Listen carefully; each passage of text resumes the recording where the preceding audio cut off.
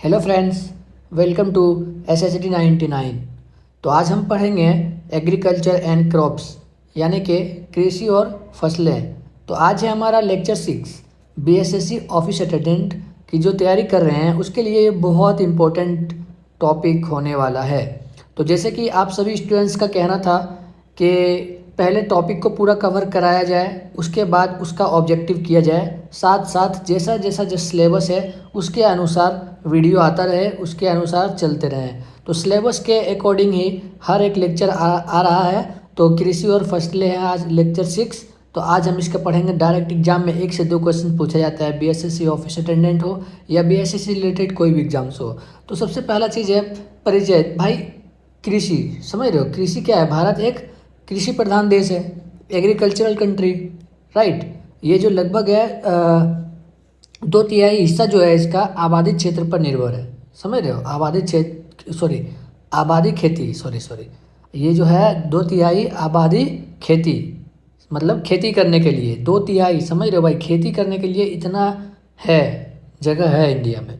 उसके बाद है हमारा खेती भारत की अर्थव्यवस्था और रोजगार का मुख्य आधार है। समझ रहे हो? मतलब खेती से भाई कितने लोग रोजगार पा रहे हैं। मतलब देखो किसान क्या करते हैं, वो बस खेती करके ही अपना खेती करते हैं और वहीं से उसको रोजगार भी मिलता है, खेती करके ही पैसे कमा रहे हैं, है ना।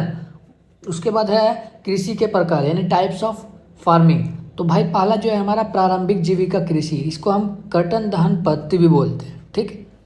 और ये जो होता है छोटे खेत में, मतलब इसकी जो खेती होती है प्रारंभिक जीविका कृषि की खेती जो होती है वो कहाँ? छोटे खेत में होता है। आदिम औजार, लकड़ी का हल, डाव, खुदाई, छड़ी। भाई देखो इसका मतलब ये होता है प्रारंभिक जीविका कृषि मतलब कि जो छोटे छोटे खेतों में होता है, जैसे गाँव में होता था, है ना। और अभी भी होता है। पहले होता था कि जैसे लकड़ी का जो हल होता था उससे खेती किया जाता था, है ना। लेकिन बहुत सारे अभी भी ऐसे गांव हैं, मतलब छोटे छोटे खेत हैं जहाँ पे ये क्या बोलते हैं प्रारंभिक जीविका कृषि की तरह से ही खेती होता है वहाँ पे। मतलब कि लकड़ी का हल चला करके और बारिश और प्राकृतिक उर्वरता पर निर्भर करता है, ठीक है। बारिश हुआ तो सही हुआ, फसल निकला, फसल आया, और नहीं तो फिर नहीं हुआ। तो वो बारिश पे ही निर्भर करता है, मतलब छोटे मोटे खेती जो होता है। उसके बाद है गहन जीविका कृषि, यानी कि ज़्यादा जनसंख्या वाले क्षेत्र में ज़्यादा मेहनत, सिंचाई और खाद का उपयोग, जैसे कि जहाँ पे प्रॉपर खेती होता है। समझ रहे हो? एक बड़ा सा मान लो गांव है, वहाँ पे सब लोग खेती कर रहा है ना। खेती पर ही वो लोग निर्भर है। तो वहाँ पे खेती पर अगर निर्भर है वो लोग, तो उसके लिए क्या बारिश का इंतजार नहीं करना पड़ेगा, उसको खुद सिंचाई करवाना पड़ेगा। समझ रहे हो कि नहीं? अगर वो उसी उसी चीज़ पे निर्भर है तो ये होता है गहन जीविका कृषि, मतलब ज़्यादा जनसंख्या वाले क्षेत्र में होता है और जो मतलब कि इसी पे निर्भर रहता है। उसके बाद है हमारा वाणिज्यिक कृषि यानी कमर्शियल फार्मिंग, बिक्री और मुनाफे के लिए। मतलब वो कृषि यानी कि वो खेती जो क्या होता है बिक्री और मुनाफे के लिए किया जाता है। एक जो किसान होता है वो अपने घर के लिए करता है भाई, है ना। यहाँ पे क्या होता है बिक्री और मुनाफे के लिए, मतलब पूरा पूरा का पूरा जो है बिजनेस के लिए किया जाता है। इसी को बोलते हैं हम लोग कमर्शियल फार्मिंग।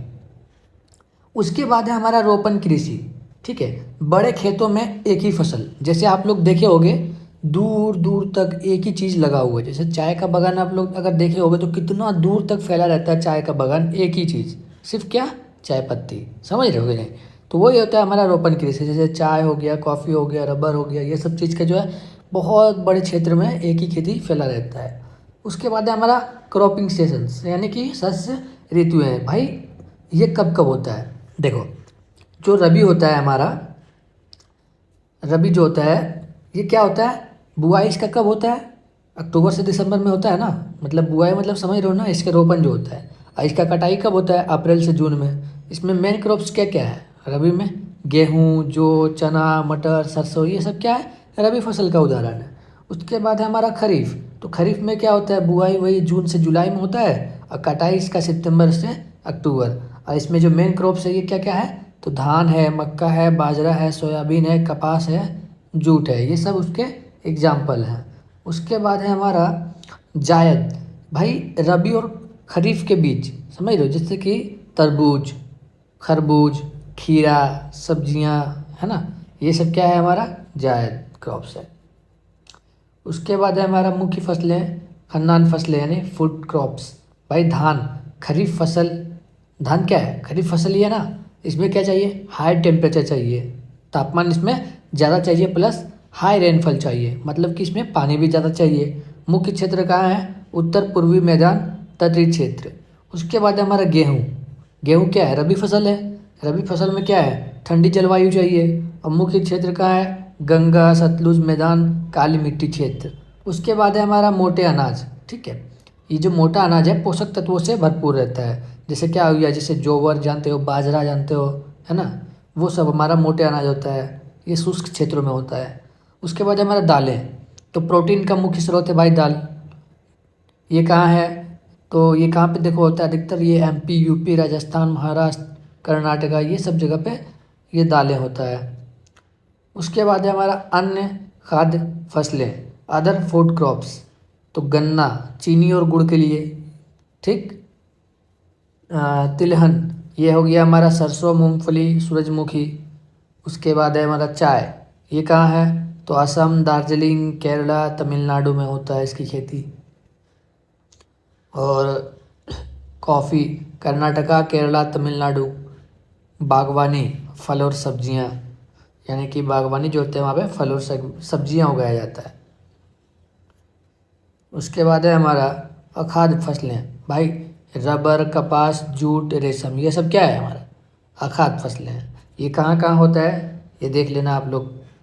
उसके बाद है हमारा प्रौद्योगिकी और संस्थागत सुधार, यानी कि टेक्नोलॉजिकल एंड इंस्टीट्यूशनल रिफॉर्म्स। ठीक है, इसमें हमारा जमींदारी उन्मूलन, भाई देखो इसको समझना थोड़ा। जोतों की चकबंदी, हरित क्रांति, श्वेत क्रांति, किसान क्रेडिट कार्ड बीमा योजना, एमएसपी, रेडियो टीवी, खेती और मौसम की जानकारी। मतलब देखो ये चीज़ क्या है कि हर एक चीज़, ठीक है, जो कि एक खेती करने में मतलब कि यूज किया जाता है उसके लिए उपयोगी हो सकता है। समझ रहे हो कि नहीं, ये वही चीज़ है। तो जैसे एमएसपी, मिनिमम सपोर्ट प्राइस, किसानों की सुरक्षा। ठीक, एमएसपी जो होता है हमारा किसानों की सुरक्षा के लिए होता है ना। इसमें कुछ सपोर्ट किया जाता है किसानों को पैसे के थ्रू। रेडियो टीवी, खेती और मौसम की जानकारी इसमें दिया जाता है, जैसे है ना रेडियो या टीवी पे कि बारिश होने वाला है या ये होने वाला है, ये जो भी खेतों की मौसम की जानकारी इसमें दिया जाता है। उसके बाद है हमारा कृषि का योगदान, यानी कंट्रीब्यूशन ऑफ एग्रीकल्चर। ठीक है, तो लगभग 60% जनसंख्या खेती पर निर्भर करता है भाई। ठीक, 2010 से 11 में 52% लोग खेती में कार्यरत। जीडीपी में योगदान घटा लेकिन रोजगार अब भी ज़्यादा। समझ रहे हो ना। उसके बाद है हमारा खाद्य सुरक्षा, यानी फूड सिक्योरिटी, सबको सस्ता और पर्याप्त भोजन उपलब्ध कराना। मुख्य घटक बफर स्टॉक, सरकार द्वारा अनाज भंडारण कराया गया, है ना। राशन दुकानों से अनाज, यानी पीडीएस। उद्देश्य ऑब्जेक्टिव क्या था, गरीबों को भोजन, किसानों को एमएसपी यानी मिनिमम सपोर्ट वाला जो बताया अभी। उसके बाद हमारा कृषि उत्पादन बढ़ाना, है ना। ये सब तो मुख्य उद्देश्य था इसका, फूड सिक्योरिटी का, जो सरकार के द्वारा जैसे बफर स्टॉक चलाया गया है ना कि अनाज भंडारण के लिए। तो ये सब उद्देश्य था इसको इन सब का। उसके बाद है हमारा वैश्वीकरण का प्रभाव, यानी impact of globalisation on agriculture. ठीक है, इसका क्या प्रभाव पड़ रहा है। बाकी आप अगर अभी और नेक्स्ट लेक्चर में इसका सारा ऑब्जेक्टिव होगा तो वहाँ पे सब कुछ आपको क्लियर हो जाएगा। ठीक है, तो मेन पॉइंट इसका ये है कि आपको जो है ये चीज़ याद नहीं करना पड़ेगा। ठीक है, जो मैंने बताया एक बार आप समझ लिए तो जहाँ से भी ऑब्जेक्टिव आएगा आप इजीली कर लोगे। इतना कुछ हार्ड ऑब्जेक्टिव नहीं आने वाला है, बहुत आसान ऑब्जेक्टिव आता है भाई बीएसएससी ऑफिस अटेंडेंट के लिए। जैसे कि ये सब देखो क्या है, यहाँ पे देखो आप पूछा जाएगा रबी फसल गेहूँ जो है कौन से फसल का उदाहरण है, रबी फसल। समझ रहे हो, कब इसकी बुआई होता है, कटाई होता है, मतलब आसान आसानी क्वेश्चन पूछा जाता है। ठीक है, और कुछ हार्ड नहीं है। बाकी एक बार मैंने आपको पूरा लेक्चर समझा दिया है, बाकी इसका जितना भी सारा ऑब्जेक्टिव बनेगा वो नेक्स्ट लेक्चर में आ जाएगा ऑब्जेक्टिव। तो अगला लेक्चर देखने ना भूलिएगा, सारा ऑब्जेक्टिव क्लियर रहेगा वहाँ पे। तो इससे 1 से 2 मार्क्स आपका कंफर्म हो जाएगा। ठीक है, चलो ठीक है, तब तक के लिए टाटा बाय।